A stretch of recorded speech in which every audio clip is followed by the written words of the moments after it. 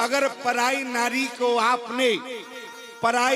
को आपने अगर गलत दृष्टि से देखा प्यारे तो अधोगति को प्राप्त होगे। पराई नारी को अगर माँ की दृष्टि से देखा तो सदगति हो जाएगी तुम्हारी। इसलिए पराई नारी पर कभी गलत दृष्टि नहीं डालना चाहिए। आप लोग मानस के प्रेमी हैं, मानस के श्रोता हैं, जरा एक बात पर विचार करना। गोस्वामी तुलसीदास जी ने लिखा है, बड़े भाग्य मानुष तन पावा, सुर दुर्लभ सब ग्रंथ हैं गावा। लेकिन एक जगह क्या लिखा, चित जल पावक गगन समीरा, पंच रचितवती अधम शरीरा। अब हम क्या माने, अपने आप को बड़भागी माने कि अधम माने? क्यों क्या माने? एक गोस्वामी तुलसीदास जी ने 2 पंक्तियां लिखी हैं, बोले चित जल पावक गगन समीरा, पंच रचित अति अधम शरीरा, बड़े भाग्य मानुष तन पावा, सुर दुर्लभ सब ग्रंथें गावा। लेकिन एक बात बताओ प्यारे, आज दोनों पंक्तियों का तात्पर्य क्या है? क्या मनुष्य शरीर बड़भागी है या मनुष्य शरीर अधम है? तो ऐसे समझना प्यारे, एक मनुष्य को जो स्त्री है ना वो 4 रूपों में मिलती है। एक मनुष्य को स्त्री 4 रूपों में मिलती है। एक तो पत्नी के रूप में मिलती है, दूसरी माँ के रूप में मिलती है, तीसरी बहन के रूप में और चौथी बेटी के रूप में। और जो चारों स्त्रियों से एक जैसा व्यवहार करता है, चारों स्त्रियों से एक जैसा प्रेम करता है, वो मनुष्य अधम है। और जो चारों स्त्रियों से अलग अलग व्यवहार करता है वही मनुष्य बड़भागी है। आपका ये प्रमाण, बाली के शरीर को भगवान ने अधम कहा, क्यों? बोले चित जल पावक गगन समीरा, तारा पंच रचितवती अधम शरीरा। बाली का अपराध क्या है? अनुज बधु भगनी सुत नारी, सुन सठ कन्या समय चारी। देखो अनुज बधु, भाई की पत्नी, कितने पाप है। अनुज बधु भगनी, भगनी माने बहन, अनुज बधु भगनी सुत नारी, सुत नारी माने बेटे की पत्नी। अनुज बधु भगनी सुत नारी, सुन सठ कन्या समय चारी। कन्या कहते हैं जिसकी उम्र 5-6 वर्ष की होती है। बाली ने क्या किया? चारों के साथ बाली ने एक जैसा व्यवहार किया। आप कहे प्रमाण? एक तो प्रमाण मिला, अनुज बधु भाई की पत्नी को अपने घर में रखा। दूसरा प्रमाण, जिस समय दुमदुभी नाम के राक्षस से बाली का युद्ध हुआ, बाली अपने प्राण बचाने के लिए,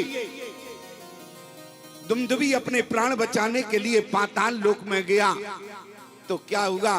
पाताल के नागों ने दुमदुभी की बहुत मदद किया। बाली को सर्पों ने इतना डसा कि शरीर में कोढ़ हो गया। बाली ने कहा, कोढ़ लेकर मैं पंपापुर नहीं जाऊंगा, स्वास्थ्य लाभ लेने के लिए अपने पिता इंद्र के यहाँ जाऊंगा, क्योंकि बाली इंद्र का बेटा है और सुग्रीव सूर्य का बेटा है। और बाली ने कहा, एक कोल लेकर मैं पंपापुर नहीं जाऊंगा। इसलिए बाली स्वर्ग गया। और जैसे ये पाताल से आ रहा था और इसने राजा बलि की बेटी रत्ना उसको देखा तो दृष्टि पाप कर दिया। और जब स्वर्ग में गया, स्वास्थ्य लाभ लिया, तो जैसे वहां से चला तो इंद्र की बेटी विद्युत ज्वाला जब इसने देखा तो वहां भी पाप कर दिया। जिसकी एक बार पाप करने की प्रवृत्ति हो जाए वो पाप करने पर विचार नहीं करता है। और जब पंपापुर में आया तो इसने अंगद की पत्नी को सरोवर में स्नान करते देखा तो वहां भी पाप कर दिया। इसलिए मैं निवेदन करूं, अनुज बधु भगनी सुत नारी, सुन सट कन्या समय चारी। बाली के प्रसंग से एक बात शिक्षा लेना प्यारे। बाली ने कहा, प्रभु फालतू की बातें मत करो, इस सुग्रीव की पत्नी रोमा खड़ी है, इससे पूछो कभी मैंने रोमा का हाथ पकड़ा क्या? रोमा ने कहा, प्रभु आज तक हाथ नहीं पकड़ा। बाली ने कहा, जब हाथ नहीं पकड़ा तो अपराध कैसे हो गया? भगवान ने कहा, अगर हाथ पकड़ते तो संसार तुम्हें देखता तो तुम्हें संसार दंड देता, लेकिन तुमने ये नहीं कुदृष्टि। अब समझो प्यारी, पराई नारी पर अगर दृष्टि भी चली गई तो अपराध है भगवान की नजर में। इनई कुदृष्टि बिलो कह जोई, ताए बधे कछु पाप न होई। इसलिए प्यारे, पराई नारी पर अगर देखना है तो माँ की दृष्टि से देखना। एक बात पूछना चाहते हैं, भगवान के समक्ष जिस समय माता सती आई, ईमानदारी से बताओ, भगवान ने क्या सती की ओर देखा? नहीं देखा। कहाँ देखा? जोरे पान प्रभु केन प्रणामो, यह चरित्र। और देखो प्यारे, जिस समय सूर्पनखा आई और सूर्पनखा ने कहा तुम सम पुरुष न मोसम नारी, तो भगवान ने देखा क्या? कहाँ देखा? सीतई चितई कई प्रभु बाता। क्यों नहीं देखा? जही सपने पर नारी नाहीरी।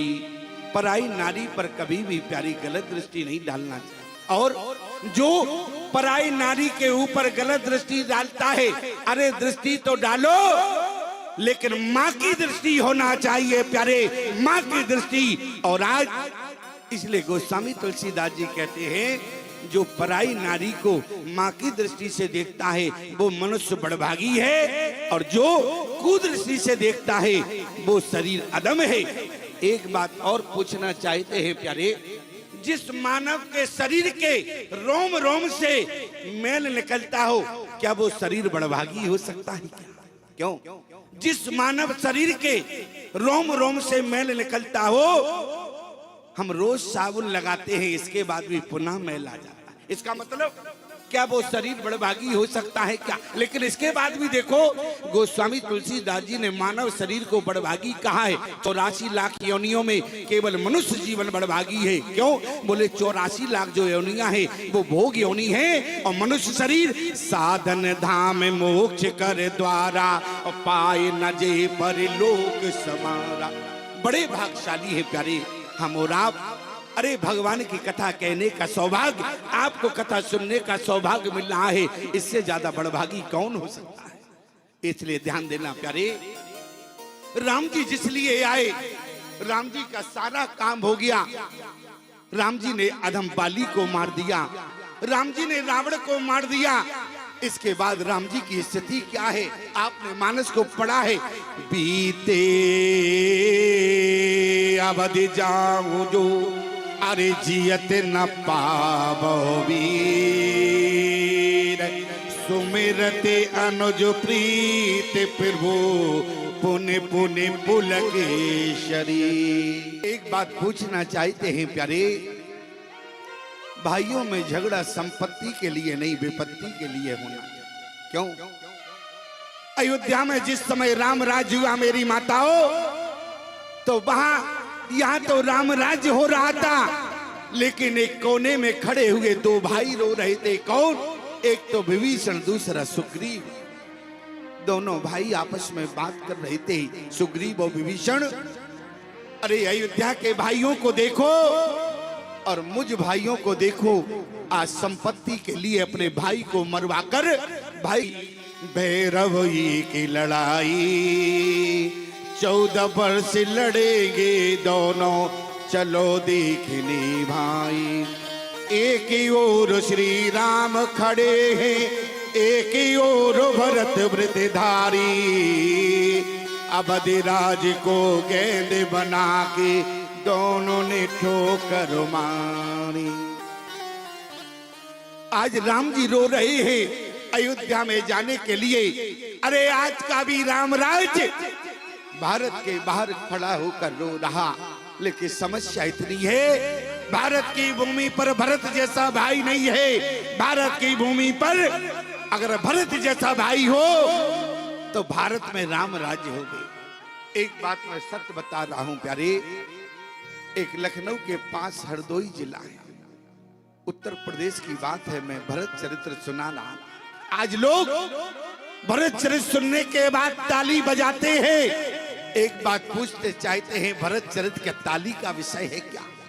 भरत चरित्र जीवन में मनन का विषय है, और जिसने भरत चरित्र पर अगर मनन किया है, मैं गारंटी दे सकता हूं जीवन में कभी भाई भाई में झगड़ा ही नहीं होगा। क्यों? वहां भरत चरित्र हो रहा था प्यारे। भरत चरित्र सुनाने वाला मैं बैठा था और 2 दिन तो मुझे दिखा, 5 दिन भरत चरित्र पर बोलना था।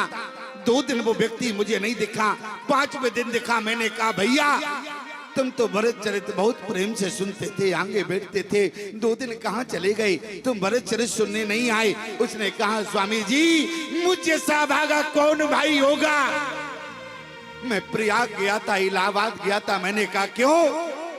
अरे मुझ जैसा भागा कौन होगा।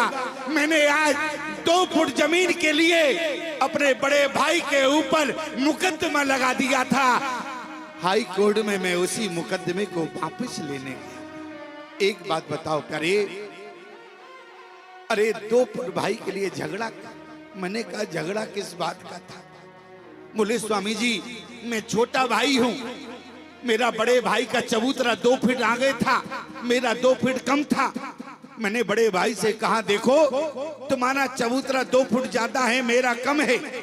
बड़े भाई ने कहा मैं बड़ा हूं इसलिए 2 फुट ज्यादा है, तुम 2 फुट कम लो। लेकिन मैंने अपने बड़े भाई को समझाया, जब ना माना तो एक दिन क्या हुआ, बोले मैं कुल्हाड़ी लेकर आया और मैंने बड़े भाई के सिर पर कुल्हाड़ी मार दिया।